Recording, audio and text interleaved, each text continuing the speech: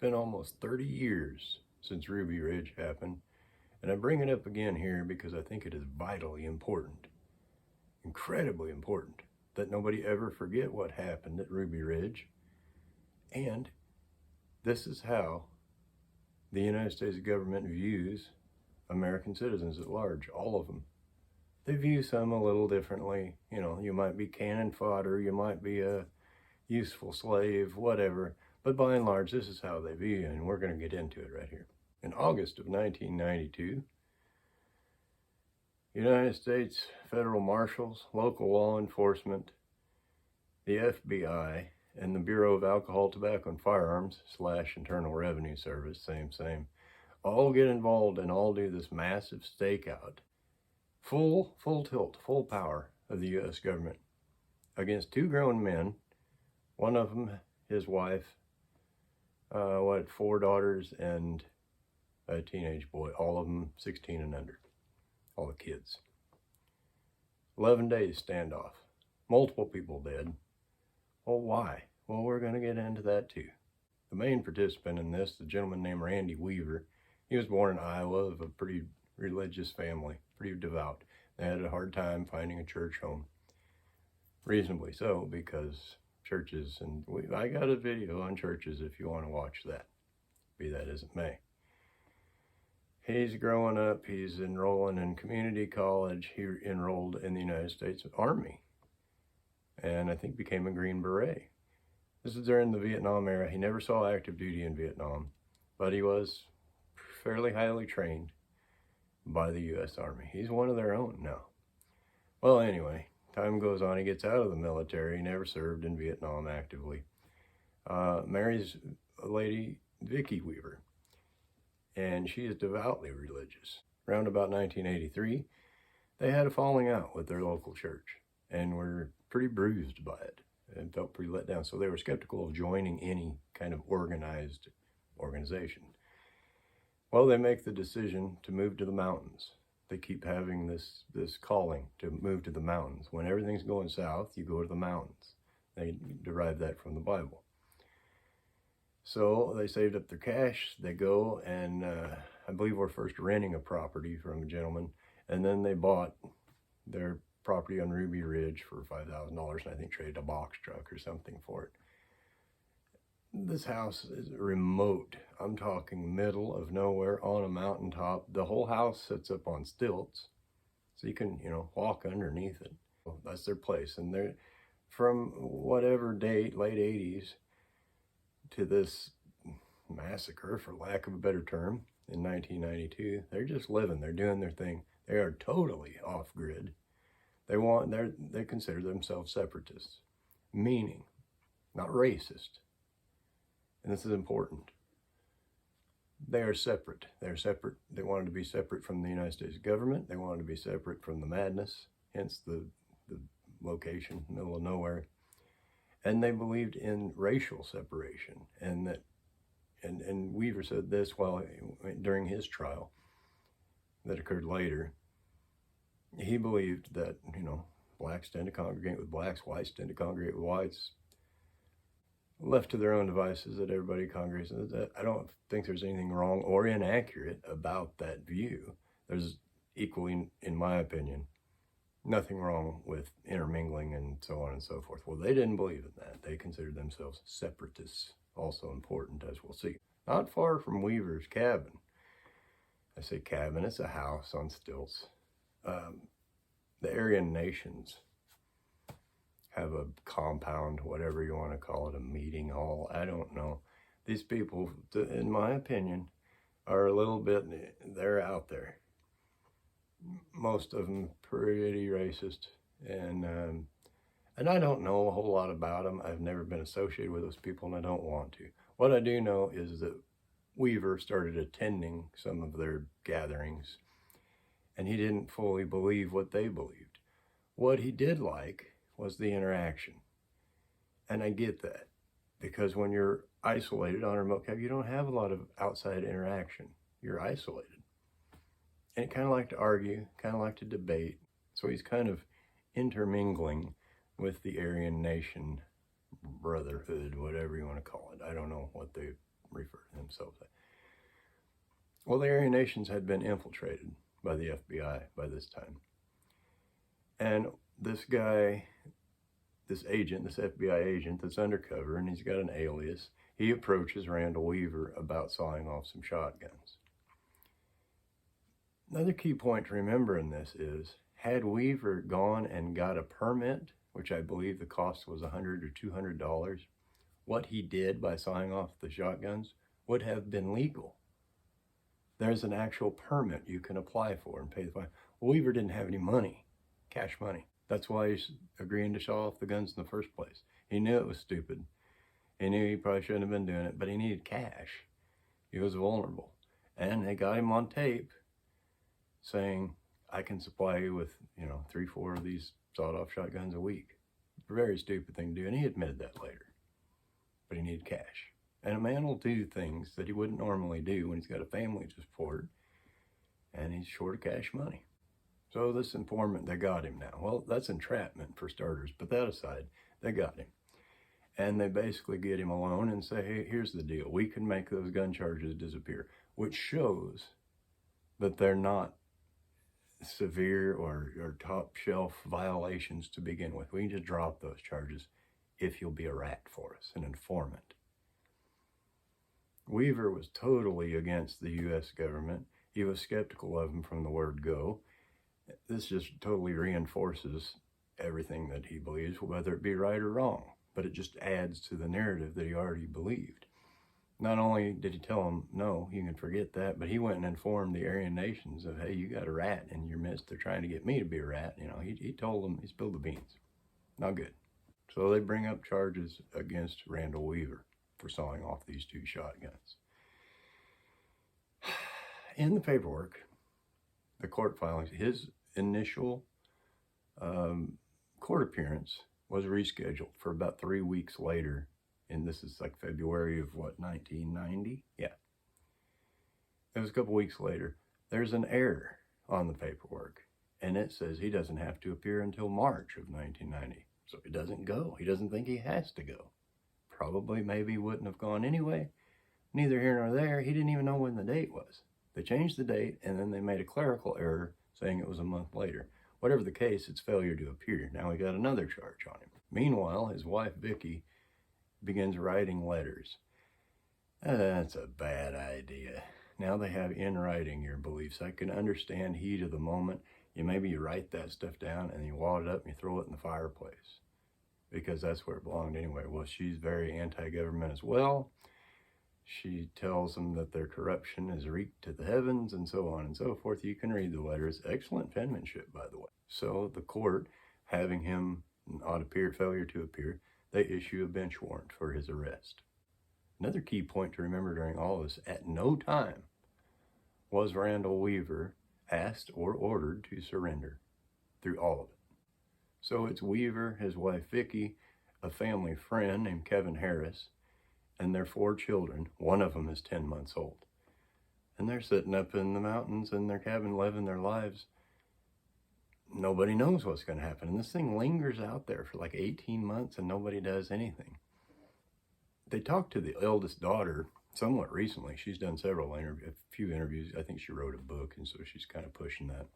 She was old enough at that time. She was 16. She's old enough to remember all this. And she gives a detailed account of what happened. Well, probably on a slow news day, some journalist says, hey, you got this white supremacist. All of a sudden now he's not a separatist, he's a supremacist because the guy at the newspaper said so. But anyway, he's lingering up there. He's got charges against him and nothing's happening. What's going on here? Well, the government gets aggressive. The trouble with that is, it is never a good thing when the U.S. government gets aggressive against its own citizen. For months upon months, the FBI, which is now involved, and the U.S. Marshal Service, it may have been just the Marshal Service initially, they're doing stakeouts of Weaver's property. They're putting up cameras. Their surveillance, this whole thing now has escalated a whole bunch. And Weaver's made statements. He's very anti-government. He's got a 300-yard range field of you know what I'm saying. So, he's added some fuel to the fire, and he later said as well, I'm not without guilt. for some of this. Be that as it may, they set up the cameras, they're doing surveillance, they got teams out there. This is going on for quite some time, and the Weavers didn't know it. Well, one day the dog strikes. And for all they know, it could be a bear. And this is another key point, that almost all of the Weavers and the family friend Harris, anytime they left the cabin, they were armed, and they had to be.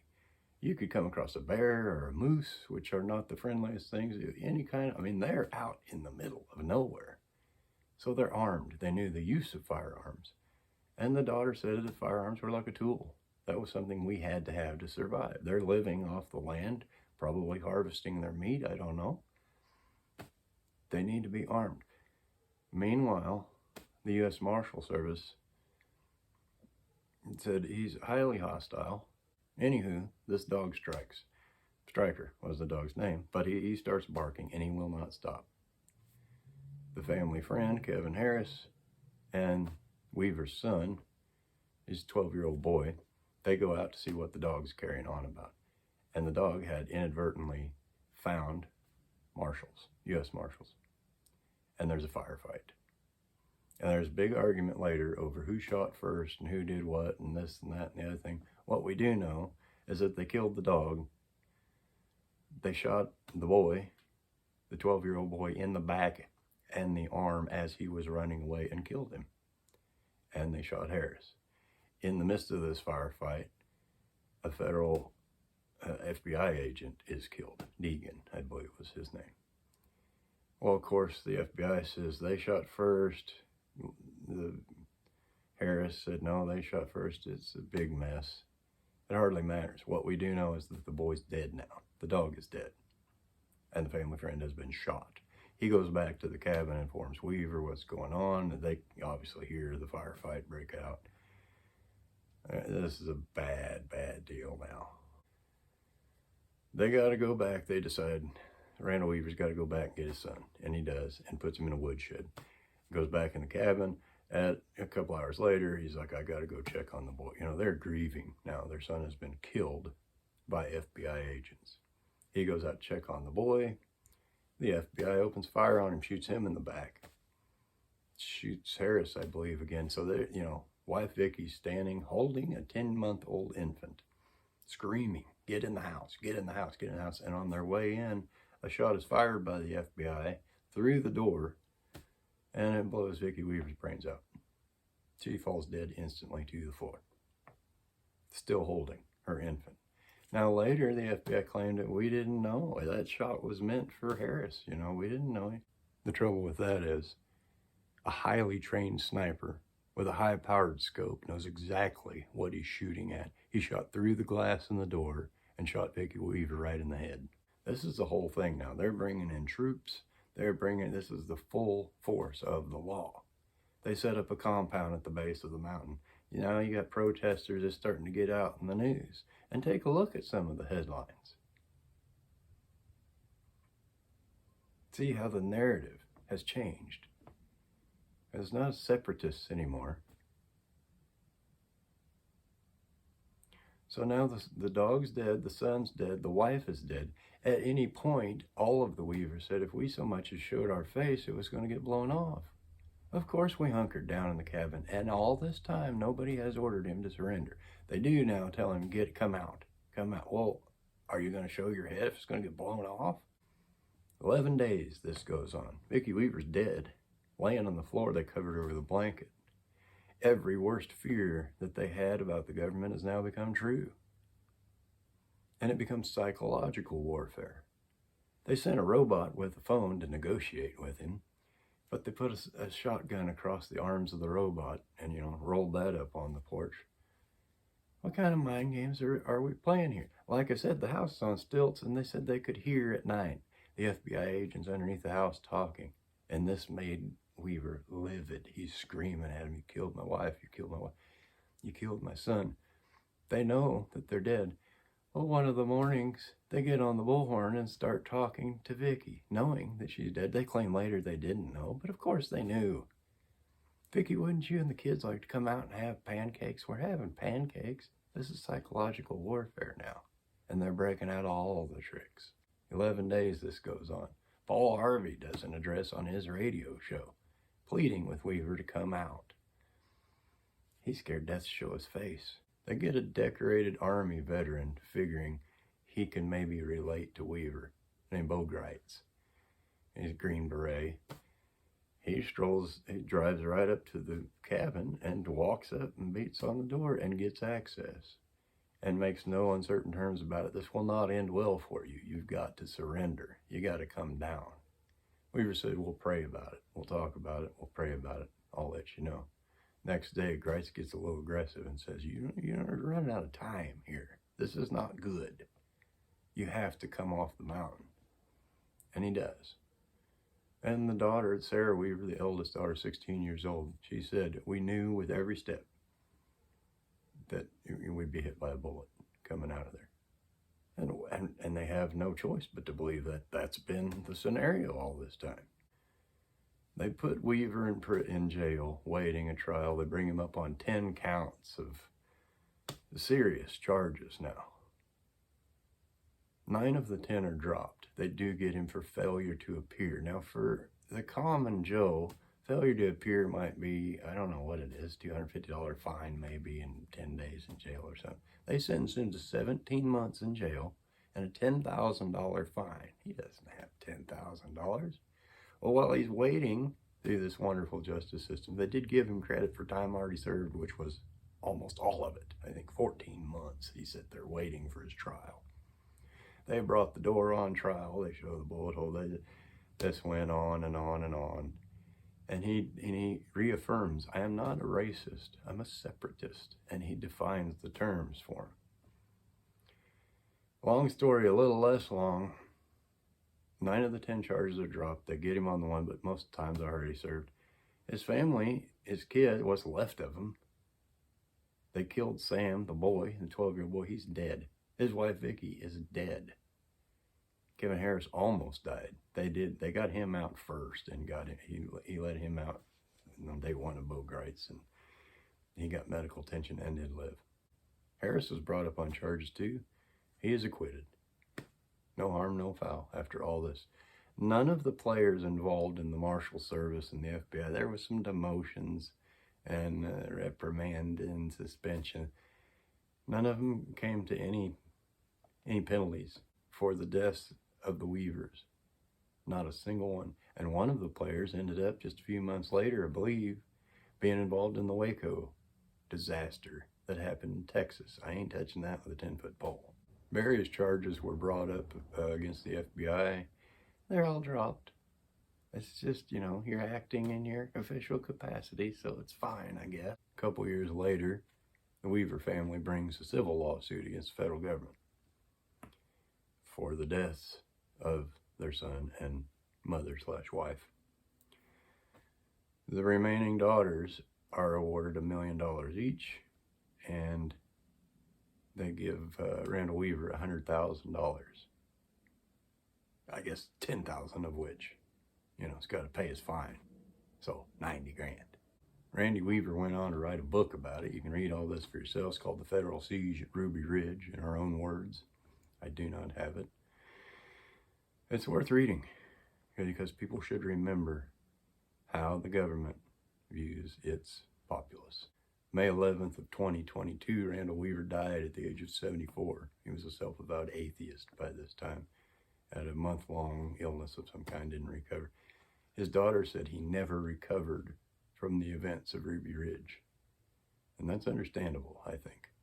But he died a pretty bitter, quite bitter man. He took his book and would sell them at gun shows and whatnot across the United States. This is bad juju all the way around, but it is very important that it's never forgotten. Hey, thank you for watching. I do appreciate your time. I'll see you next time.